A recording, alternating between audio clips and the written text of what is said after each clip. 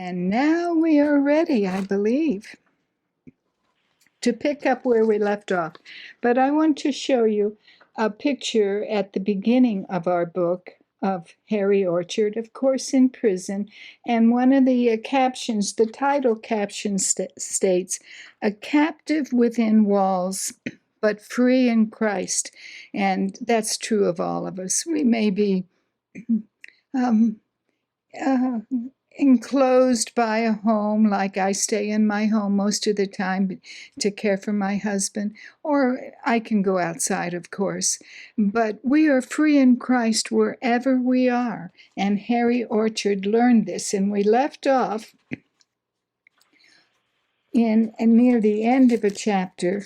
He was married, I believe that's the last we heard about him, but he still was following wicked ways, doing his own selfish desires, hadn't come to Christ yet. But let me pick up where we left off. My wife was a good girl and had been brought up in a Christian home amid wholesome surroundings.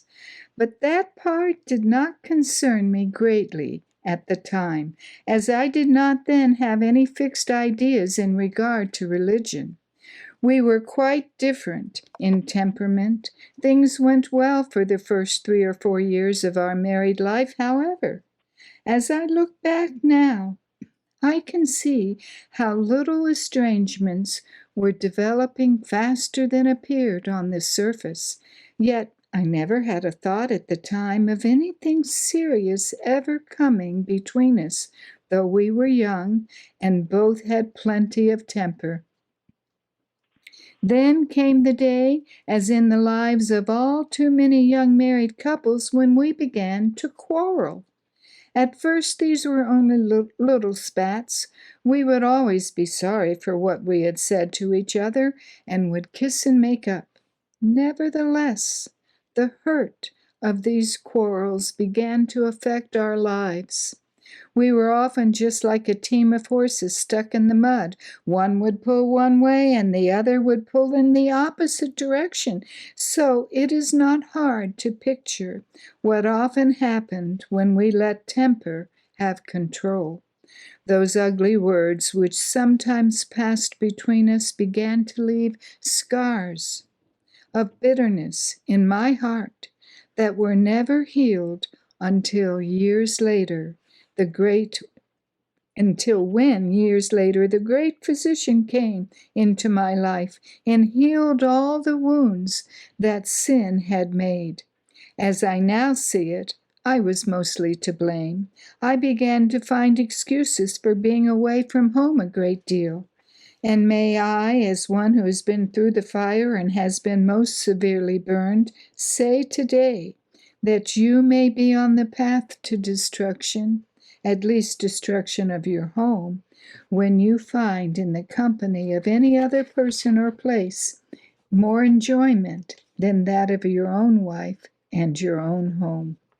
Instead of using the money we made to build up the home and factory, I began to spend it foolishly on non-essential things. Soon I was spending more than I made. In fact, I got so far in debt that I mortgaged our future. Thus, it was that after 8 years, our home and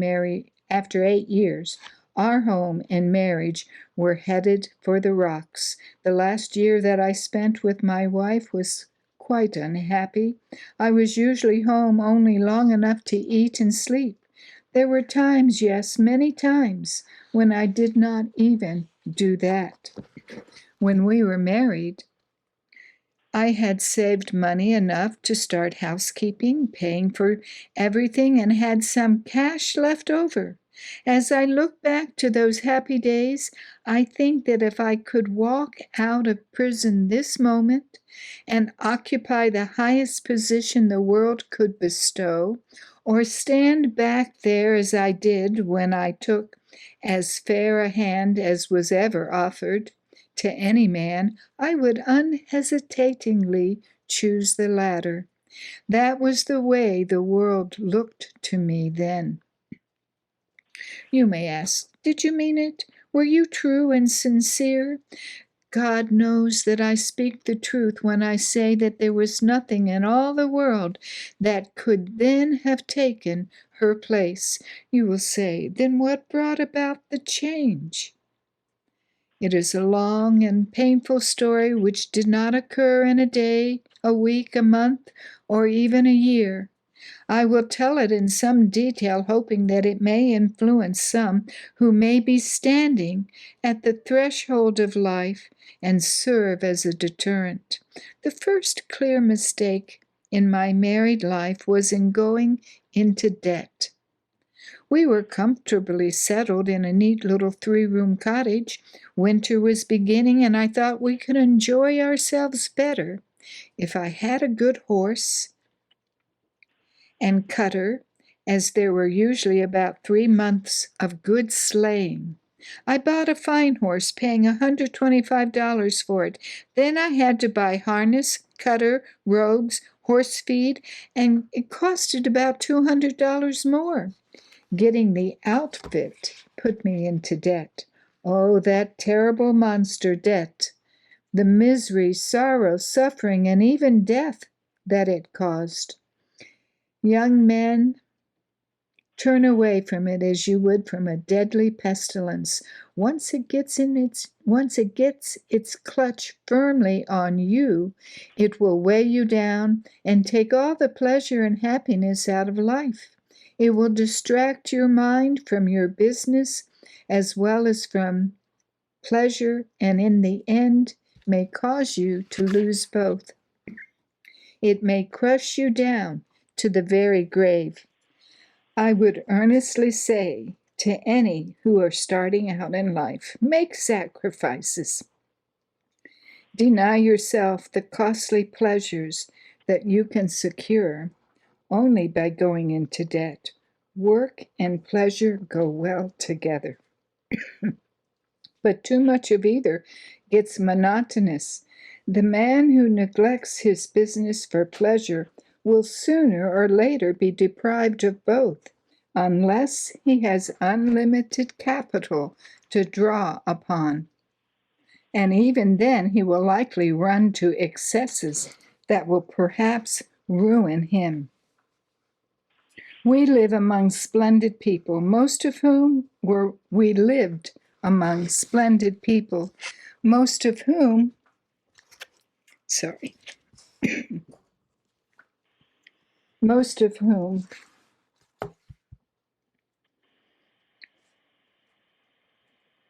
were well-to-do. We soon gained their confidence and worked up a good trade. Our credit was good. I could go to the bank, and the men there seemed glad to see me. Sometimes I wanted checks cashed. At other times, I wanted to borrow money for a short time. In either case, I was accommodated, and it was evident to me that I was welcome. Why did not that relation continue? I will tell you why. For the first couple of years, I attended strictly to business. When I left home in the morning on business, I returned immediately upon finishing that business. I did not waste money. Our home was the happiest place on earth. The business had, however, gradually drawn me into a different class of society from that which I had been accustomed to. They were spenders. While I was not aware of it at the time, I was nevertheless establishing habits to which I had never been accustomed, and which were eventually to drag me, with my wife, down to distress and ruin.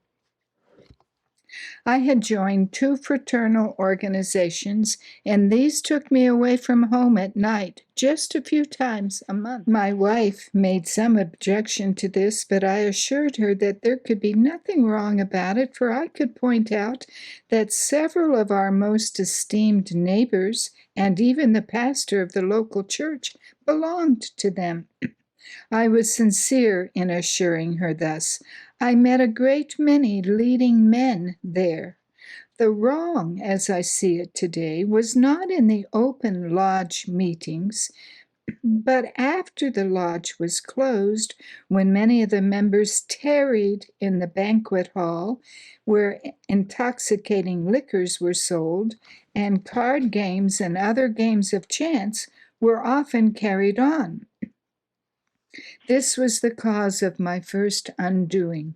It was the direct cause of bringing about a growing estrangement between my wife and me.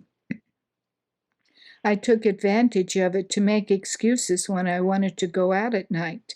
The joy and fascination of our home went out. Young man, when you are tempted to tell your wife the first falsehood as an excuse for getting away from home for an evening, or indeed for anything else, just consider this sad story and say, I will never take that road. I say, from sad experience, that you do not know where it may lead. Little did I think that I was sowing the seed from which I was soon to reap such a bitter harvest of misery, sorrow, suffering, and woe, but I was. I repeat that it is one of the inescapable laws of nature that we must eventually and inevitably reap what we sow. My wife and I were making good money, but I soon found that to keep up my end of the game I was playing, I had to spend more than I could afford. I began to invent stories to tell my wife, who stayed at home and looked after the factory when I was often needlessly away. Then our business soon reached a stage where I did not dare to tell her the truth. First, I would tell her stories. Then, in the next stage, I would tell her nothing. I do not know how she felt about this change in our relations, as she naturally had a sweet, quiet disposition and was inclined to make the best of everything. Still, her home was no longer the same. I got mixed up in politics and made enemies and ruined my credit. When I would go to the bank to seek a temporary loan, I found that things were changing there too. At first, they would say that they would see. Then they would very politely say no. This was not because I was not making as much money as formerly, for actually we were making more. I had good horses and wagons and was outwardly prosperous, but I drank a little and speculated a little. Though most of my neighbors thought I was doing well, I was actually on the road to disaster, but did not know it. I was what the world calls a good fellow. But my wife knew that I was on the road to ruin and often tried to reason with me. However, when she saw that it only made me angry and often caused me to use words she hated to hear, her protests became less frequent. I did not realize the disastrous foundation I was laying. My wife was a Christian. So, in desperation, I tried for a time, for her sake, without God's help, to live a religious life. But form and ceremony and things pertaining to Christianity supply about the same sort of food that husks do to swine. My brief attempt at practicing Christianity was not a success, and I soon shook off even the form. My father had been what I would call a fair-weather Christian. He sometimes pretended to live a Christian life, but it never got into his heart. He was a Christian when he was with Christians and was in the mood. He asked grace at meals and held family prayers when he felt good. But when he was out of sorts, he passed it by. I always sensed his hypocrisy, and had it not been for the genuine Christian life and teaching of my mother and some of my good Sunday school teachers, I would no doubt have early become an atheist. After my wife and I had run the factory for 4 years, some of my best friends, including the secretary-treasurer, advised me to sell out. We belonged to the same lodges and were often out together. Sometimes we used to come home when we were glad it was dark, for our behavior would have shocked the neighbors as it did our wives. Nor will I ever forget an experience with this friend of whom I have just spoken. My wife and I had been away from home for some weeks during the winter, and upon our return, my friend and I went to the city. When I asked him to have a drink, he said, "No, I've taken my last." He then told me that he had been attending revival meetings which had been held in the church for some weeks. He had been converted and was happy, and his home was happy again. He did everything he could to persuade me to give myself to Christ, and it made an impression. I attended the meetings, and through the urging of my wife and other friends, went up to the altar. But there was no real change in my heart. One thing that hindered me more than anything else was that many of the men and women who prayed the longest and loudest lived about the same kind of life as I did. They would step up to the bar, take their glass the same as I, or they would sit down and play the social game of cards at home. When we met in the club room, they would place their silver in the pot, the same as the rest of us. They seemed to enjoy the racetrack as much as I. In fact, I could see but little difference between the lives of many of them and my own. Yet some of these folks were leading members of the church. I remember one man in particular who was a member of the Dominion Parliament and was one of the pillars of the church. His son gave me a roll of money with which to buy votes for him during the election, and in so doing I had to perjure myself and was threatened with prosecution. This man, who was a leading member of the church, had to perjure himself also when he used such methods to secure his seat in that body of lawmakers. I mention this only because of the prominence of the man. But it was by no means an isolated case. These were the stock excuses I would offer to my wife and to others for not being a Christian. As already noted, I failed when I tried to practice that kind of Christianity. The nearest I ever came in those early times to getting the real thing was some years later, of which I will speak in turn. But as I just said, my friend, the secretary-treasurer, advised me to sell the factory and even found me a buyer. The business in the last 2 or 3 years had not been any too straight. He knew it and desired to break with me before it got worse. I took his advice and sold out for several $100s more than we paid for it. Still, we were not out of debt, although we were in a pretty fair shape financially. If only I could have cast off the bad habits I had contracted and saved our money. We could have soon paid our debts and laid money away, for we could earn enough.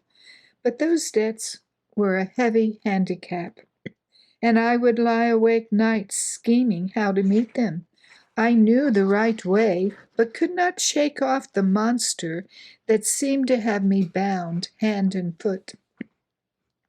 I had to hold my place in the race in which I had entered, and kept on spending the money for that which was gradually dragging me down into the gutter. Meanwhile, to my distress, the debts kept piling up instead of diminishing. We secured a factory in a good location near my old home and made cheese for a company in that prosperous community. But this change in location did not make any change in my life. I kept going an ever faster pace for the next 3 years. The pressure of debt increased, and I mortgaged the future to keep up the social whirl. All my efforts were directed toward getting more money by one means or another. I had no thought at the time of using outright criminal methods, but many of my business transactions were too close to the shady line to be comfortable. I short weighed the milk I bought, and short weighed the cheese I sold.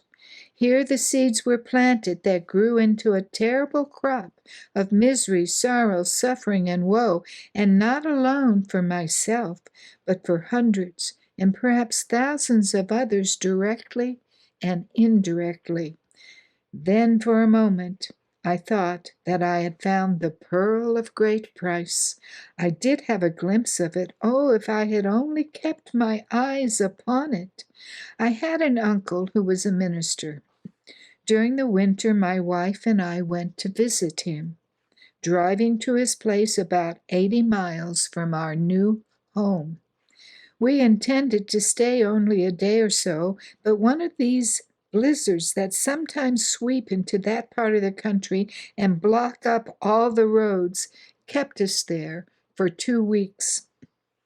During those days, under the influence of that happy home with its prayer and thanksgiving, I heard the still, small voice that often speaks to the burdened heart, and I yielded considerably to his pleading and felt the change.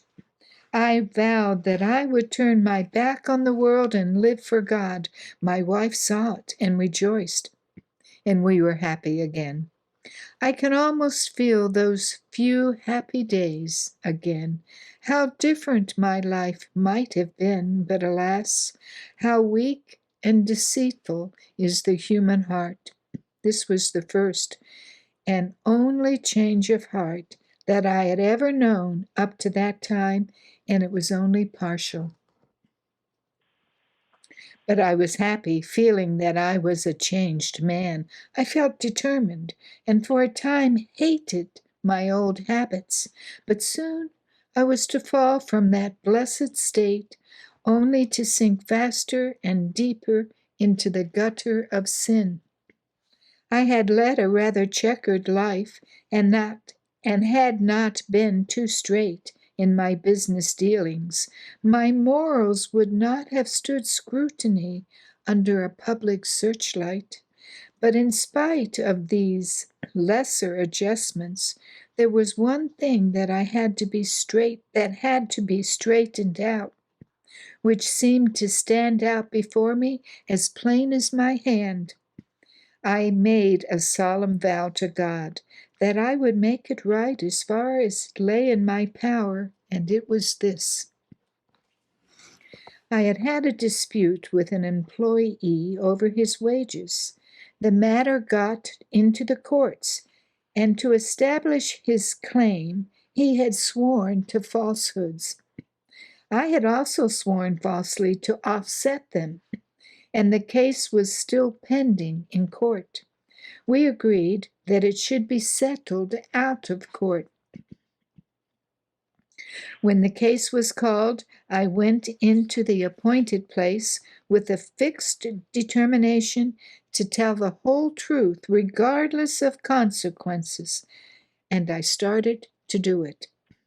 But, pardon me, but as I looked at the smug satisfaction of the man on the other side, gloating over my embarrassment, pride, and vanity got the better of me, and I just told enough of the truth to make it all appear false. The case was decided against me.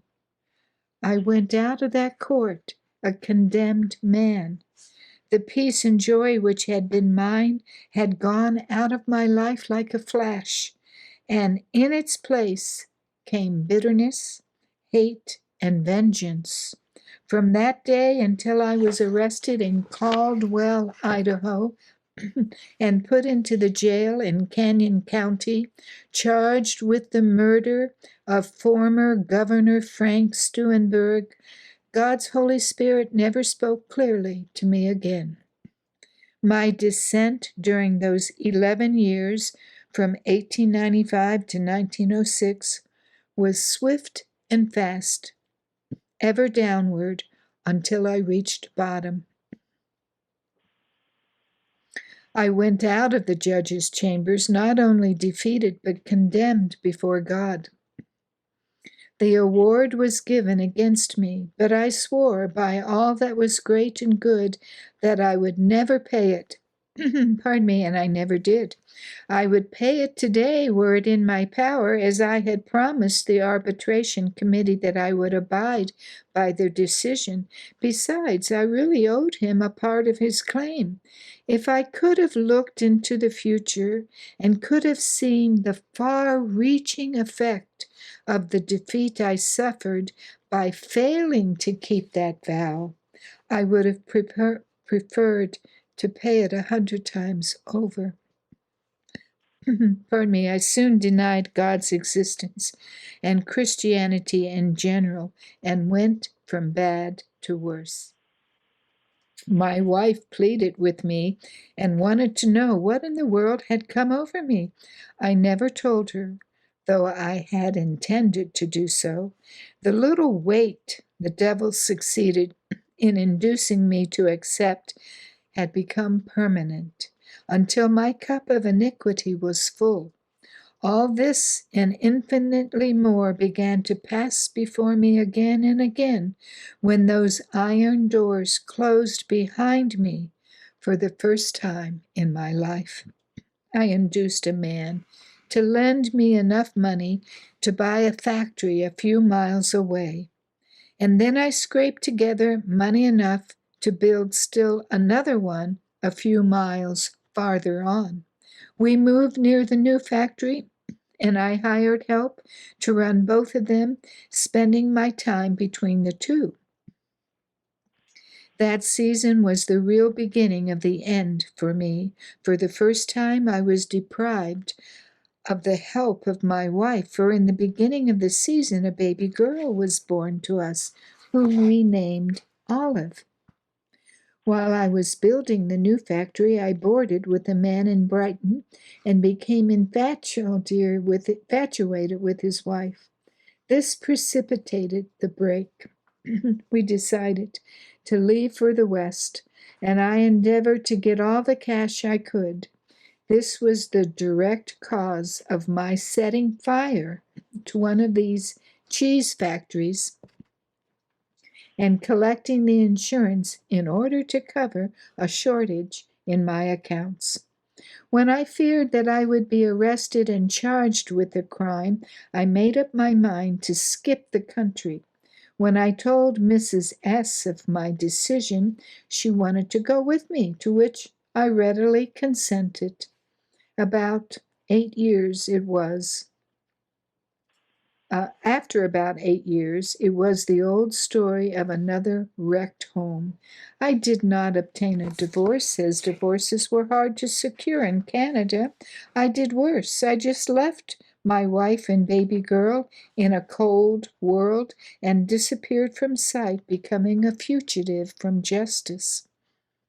Now, as I think back to that last summer at home and endeavor to picture here, just as nearly as I can, the actions of my life and what prompted them, I am at a loss to account for my gross blindness and hard-heartedness.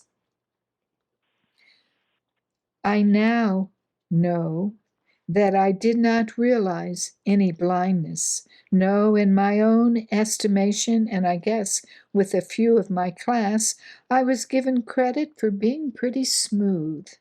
I know now, since God in his great love and mercy has removed the scales from my eyes, that I was a fool, pure and simple.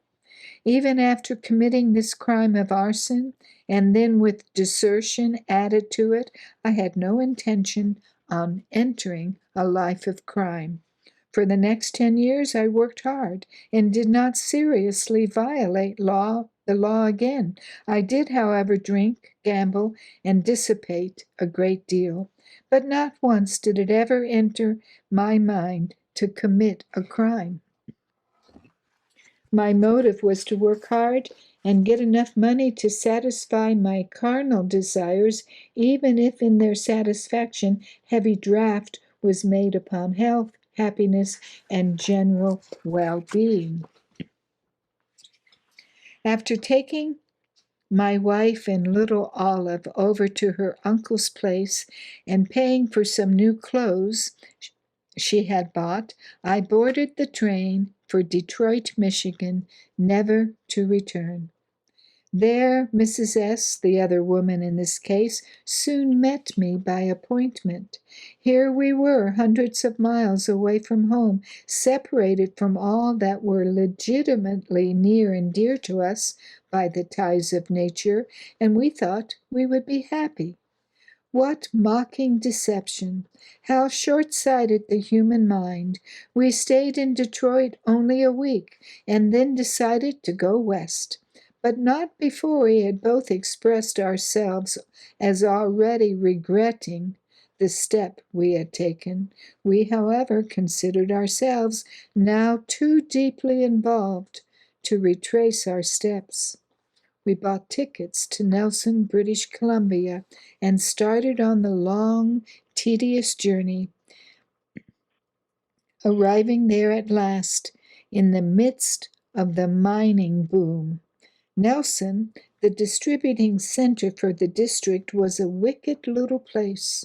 I thought it was the dreariest spot I had ever seen. It abounded in saloons, dancing halls, gambling places, and other places of iniquity.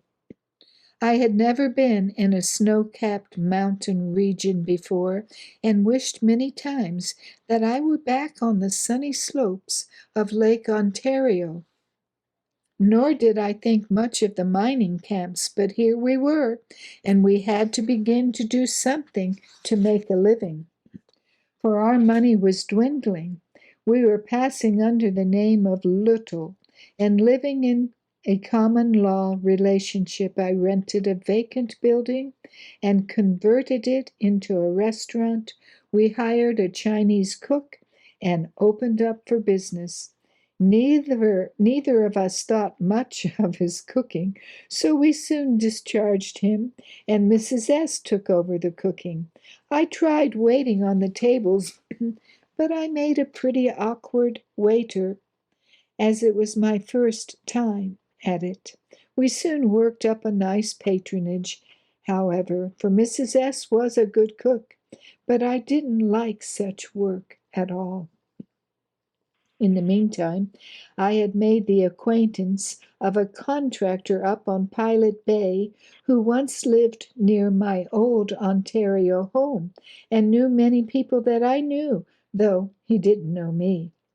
This man was putting an old sawmill into operation and wanted us to come up and run a boarding house for him. He offered to fix it up and to give it to us free of rent and pay us to board the men. We sold out and moved. While at Pilot Bay, I met another man who wanted me to contract for several hundred cords of wood. That was work with which I was familiar.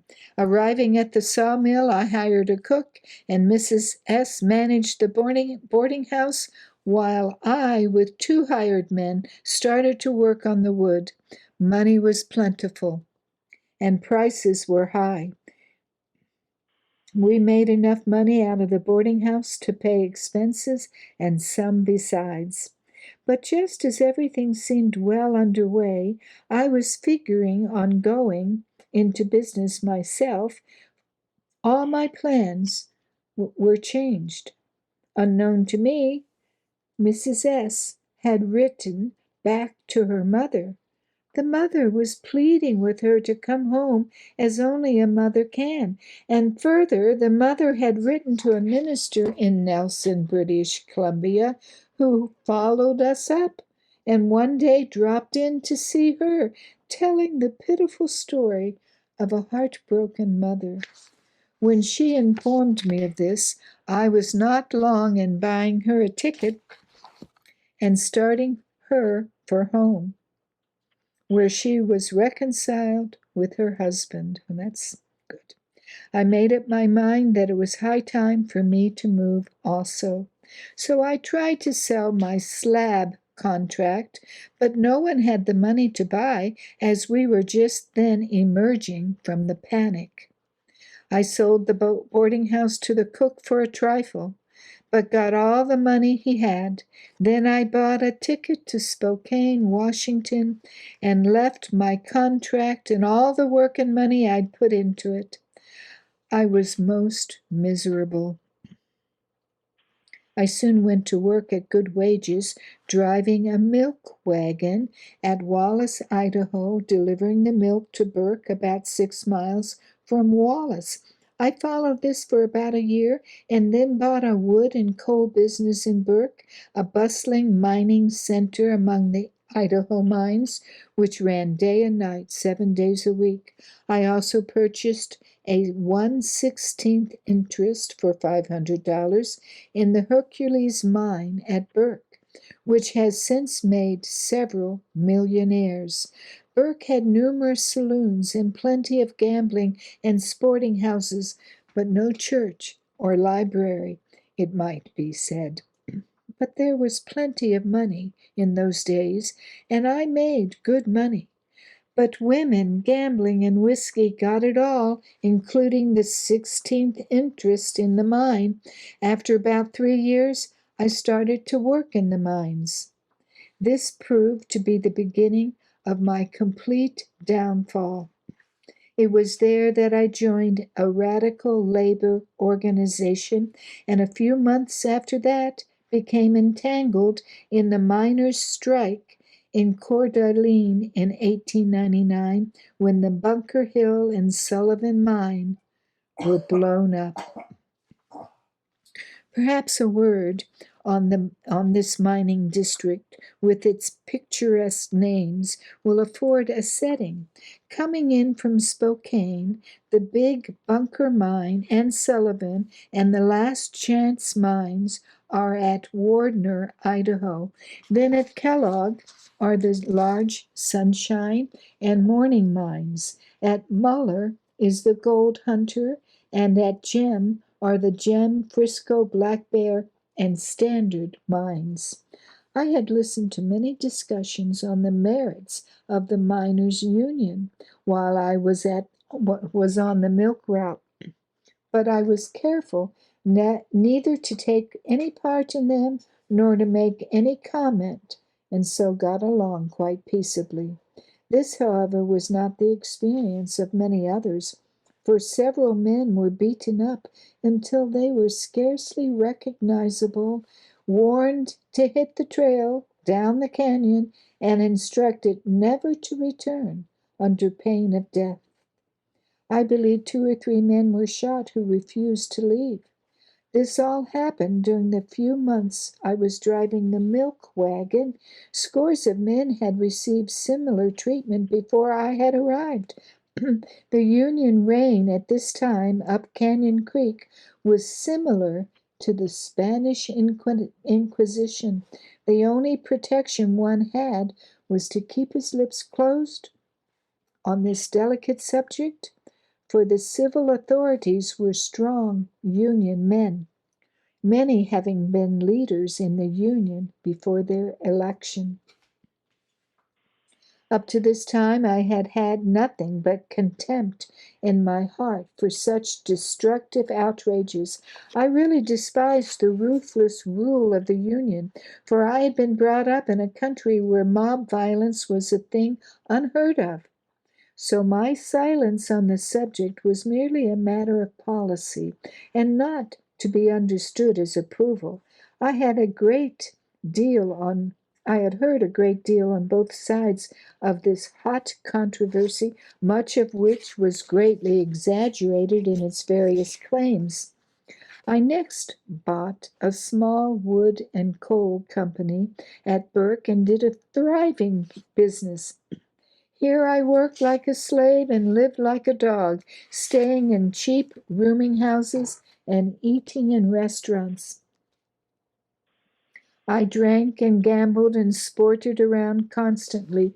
The more money I made, the later it kept me up at night to spend. This, of course, took me down the ladder. Because of neglect, my business began to run into the ground. I got hopelessly into debt and then sold out the whole affair for $100. I sold the interest in the Hercules mine as well. Sometimes I prospered, sometimes I was poverty stricken as I became increasingly involved with gambling. When I dropped out of the wood and coal business, I went to work in the Tiger and Poorman mine at Burke.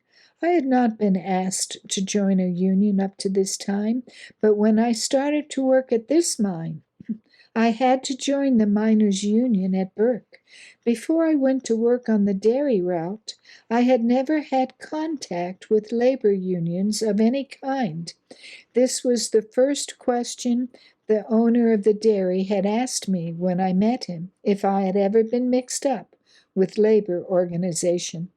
When I told him that I had not, he seemed relieved and told me of the conditions there and the trouble they had. No one could live in the district and do or say anything against the unions. The union had even boycotted his dairy. The unions had been organized in the district along in the 80s. At first, they were somewhat local, the parent organization being located at Butte, Montana. In 1892, there were some 5 or 6 unions for miners in the state of Idaho, largely in Shoshone County, which took in the Coeur d'Alene mining district. There had been serious trouble with big strikes and bloodshed, and many men had been killed in actual armed battles between Union men and strike breakers. There was also some sniping at officials. Control had shifted back and forth, but at this time, the Union was in full control of the whole district. They elected nearly all of the leading county officials. All of the large mines, with the exception of the Bunker Hill at Wardner, recognized the unions. The only protection a man had was to keep his opinions to himself, no matter what he thought. Never was he to think out loud, especially up Canyon Creek, where the union officials kept close tab on everyone. Every miner who would not join the union had to leave or be marched out of town, sometimes at the point of a gun. One little slip of the tongue had cost many a man his job, with the curt warning to get out of the district without delay. Many a chap who failed to comply paid the penalty with a good flogging, and some even bit the dust. These warnings were no mere bluffs, neither was there any redress from officers of the law. Some stubborn fellows had been found hanging at the end of a rope as a warning to others. The foreman of the Frisco concentrator was put out of the way in this fashion, and nothing was done about it by the officers of the law. A strike had been going on at the Bunker Hill and Sullivan mine at Wardner for some time, and the company was endeavoring to operate with non-union labor. So the union officials of the Central Committee at last decided to take a day off and called all the union miners in the district to go up to Wardner and Kellogg and blow up this big mine, mill, and concentration plant. Early on the morning of April 29, 1899, all the union miners were notified to meet without fail at the Union Hall at 7 a.m. Then the plan was presented to them. Paul Corcoran, secretary of the Burke Union, called the meeting to order. The details had all been worked out in advance by the heads of the different unions who had met the night before. While there was some opposition from conservatives at the start, it soon faded away. A forced vote was taken and carried. When the local Northern Pacific train came up to Burke at 8 o'clock, the telegraph wires had been cut, and 6 armed men appointed for the job seized the train, ordered the crew to put on extra cars, which was done, and practically every miner there boarded it and rode down to Kellogg. On the way, they picked up the miners in different camps, also about 50 boxes of dynamite at the Frisco magazine. The crowd was estimated to 1,200 men. These were armed with all kinds of firearms, from Winchesters to six-shooters, secured at Burke. No one acted serious. They carried on as if going to a convention.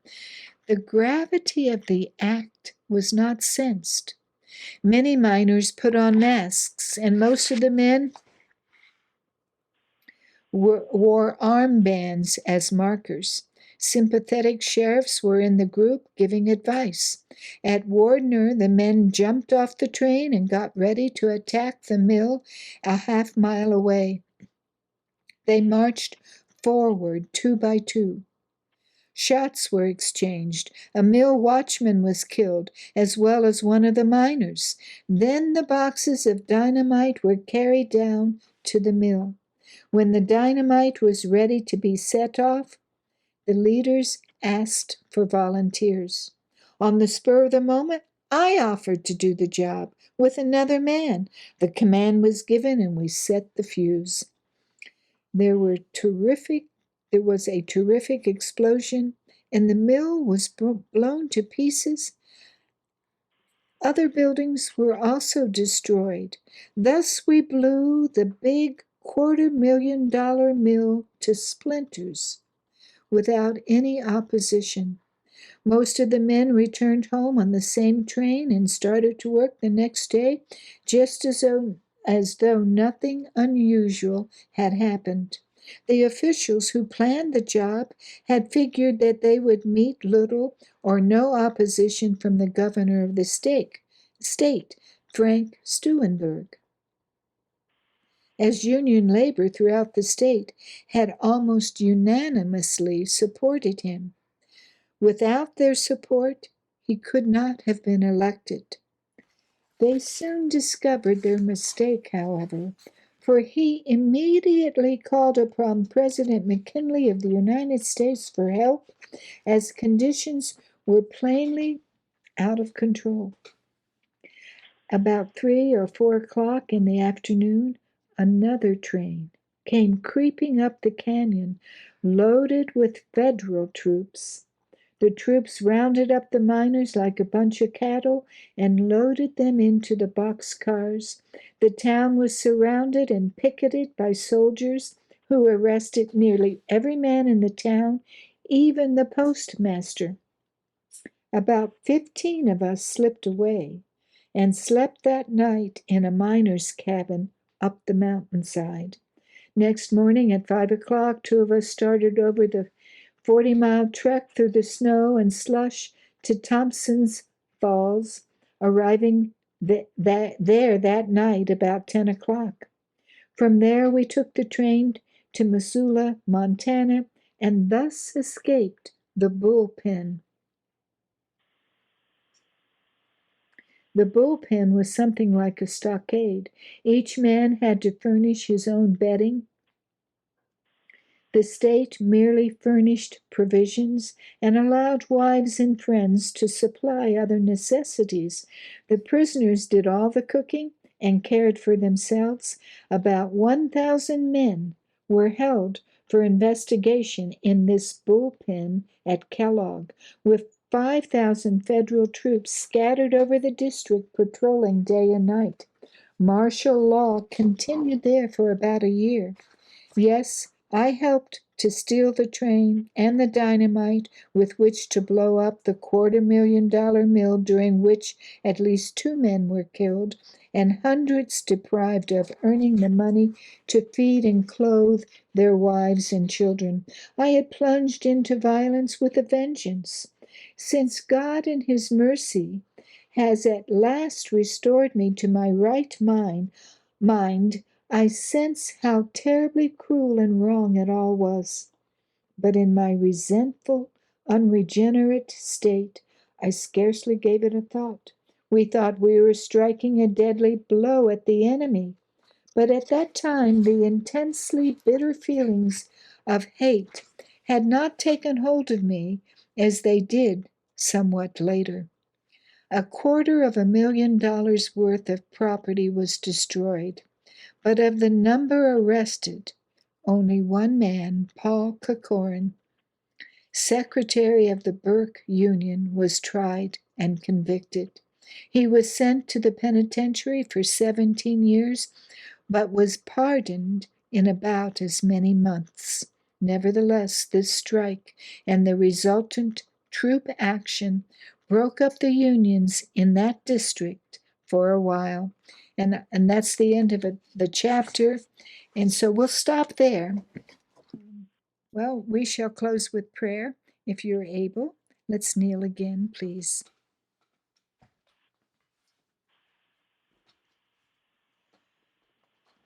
Father, just as Pastor mentioned, we are so thankful for your mercy toward us, for your long suffering with us as we trod this earthly path. Please help us to see the enormity of sin, what it does to our lives, its long reaching effects, and help us to willingly turn from it through your power and bring you honor and praise for all that you've done for us. Please be with each one who's listened tonight. Abide with them through the rest of the evening and into the rest of this week until we reach the Sabbath hours. Thank you for your love and watch care over us. And may we seek you with our whole hearts. And I thank you in Jesus' name. Amen.